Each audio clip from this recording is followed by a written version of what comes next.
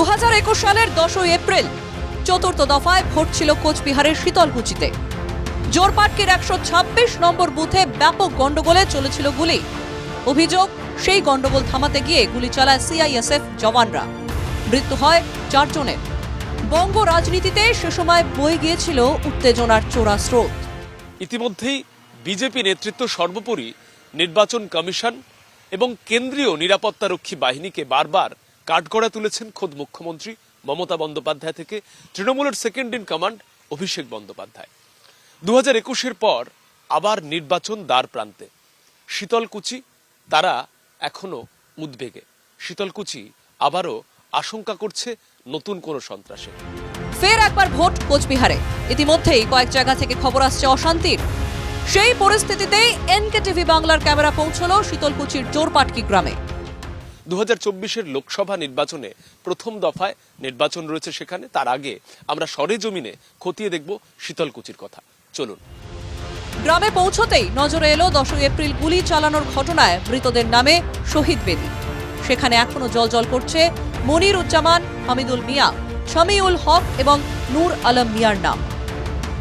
শীতলকুচির আমতলী মাধ্যমিক শিক্ষা কেন্দ্র।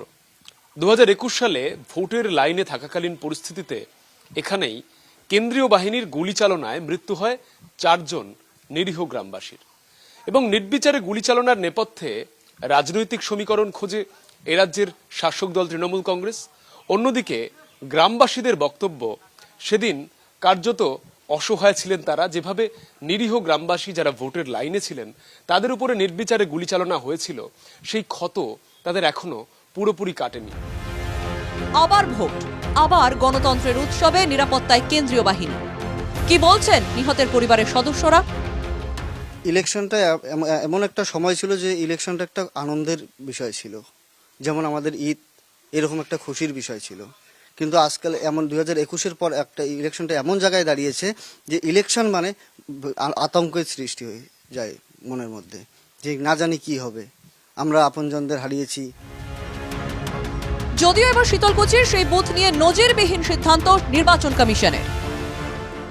এবারেও কিন্তু সেই একই রকম ভুল আর করতে চাইছে না কমিশন। তার কারণ ইতিমধ্যেই যে প্রস্তাবনা দেওয়া হয়েছে, যে সুপারিশ করা হয়েছে কমিশনের তরফে, কোনোভাবেই শীতলকুচির কোনো ভোট কেন্দ্রের প্রহরাতেই থাকবে না সিআইএসএফ বা সেন্ট্রাল ইন্ডাস্ট্রিয়াল সিকিউরিটি ফোর্স। তার পরিবর্তে যে কোম্পানি এখানে প্রহরার দায়িত্বে থাকবেন তারা আসবেন এসএসবি, আইটিবিপি অথবা বিএসএফ। যে পরিবারগুলি স্বজনহারা হয়েছিল তারা এখন অসহায় বোধ করছেন। কেন? তদন্তের ব্যাপারে আমরা কেস করেছিলাম সিআইএসএফ জওয়ানদের বিরুদ্ধে এবং ইলেকশন কমিশনারের বিরুদ্ধে আমরা কেস করেছিলাম। এই কেস রাজ্য সরকারের লড়ার কথা ছিল, টোটাল খরচা রাজ্য সরকারের দেওয়ার কথা ছিল, কিন্তু রাজ্য সরকার থেকে কোনো রকম আমরা সহযোগিতা পাচ্ছি না। আমরা নিজেরাই যতটুকু সামর্থ্য ছিল অতটুকু দিয়ে দিয়েছি উকিলকে। এখন উকিলবাবু আবার টাকা চাচ্ছেন, তবে আমাদের টাকা দেওয়ার মতো সামর্থ্য নেই, কারণ আমরা গরিব ফ্যামিলির থেকে বিলং করি। কিন্তু ব্যাপারটা হচ্ছে কি, এখন টাকা চাচ্ছে উকিল, যার কারণে উকিলের ফোন পর্যন্ত ওঠানো বন্ধ করে দিয়েছি, কারণ উকিল টাকা চায় বলে কেসটা লড়ার জন্য। এই রকমই আছে, টাকা দিতে পারছি না বলে কেস আটকায় রেখেছে। এখন আর কেস চলতেছে না, রাজ্য সরকারেরও কোনো মাথা ব্যথা নেই এই বিষয়ে। বৌমা চাকরি দিয়েছিল, চাকরি নিয়ে চলে গেছে। একটা মেয়ে বাচ্চা ছিল, বাচ্চাটাকে নিয়ে চলে গেছে। খুব টেনশন। তখন বাড়িতে কেউ কাজ করার মতন কেউ নেই, রান্না বান্না করার মতন কেউ নেই। ছোট ছেলেকে বিয়ে দিছি।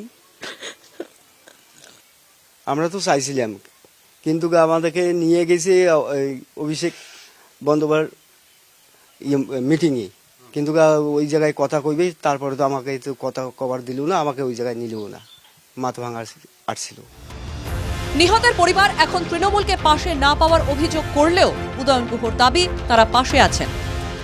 বিচার তো আমাদের বিচার প্রক্রিয়াটা মধ্যে এরকম যা যা হওয়া দরকার সেইভাবে হচ্ছে বলে একটু সময় সাপেক্ষ, আমাদের দেশের বিচার প্রক্রিয়াটাও একটু সময় সাপেক্ষ ব্যাপার। তা কাজেই আমরাও আশা করি যাতে তাড়াতাড়ি এটাকে শেষ করে সেদিনকার যারা দোষী তাদেরকে শাস্তি দেওয়া হবে। 28 বছরের ছেলে, যে কিনা বিদেশ থেকে এসেছিলেন নিজের নির্বাচনে নিজের ভোট কেন্দ্র থেকে ভোট দিতে, সেই ছেলে বছর 3 হলো আর বাড়িতে নেই। না ফেরার দেশে তিনি কেমন আছেন সেই সম্পর্কেও কোনো তথ্য নেই মায়ের কাছে। বারবার ভোট প্রচারে উঠে এসেছে শীতলকুচির প্রসঙ্গ। কোচবিহারে আবার অশান্তি হলে তা বরদাস্ত হবে না, স্পষ্ট জানিয়েছেন খোদ মুখ্যমন্ত্রী। তার মধ্যেও আশঙ্কার মেঘ শীতলকুচির আকাশে। যেখানে আবারও নির্বাচন এবং 2021-এর পরে 2024 কোন রূপে ধরা দেয় সে নিয়ে দুঃস্বপ্ন তারা কাটাতে পারছেন না। কোচবিহার থেকে ক্যামেরায় দীপঙ্কর মল্লিকের সঙ্গে সৌরজ্যোতি বন্দ্যোপাধ্যায়, NK টিভি বাংলা।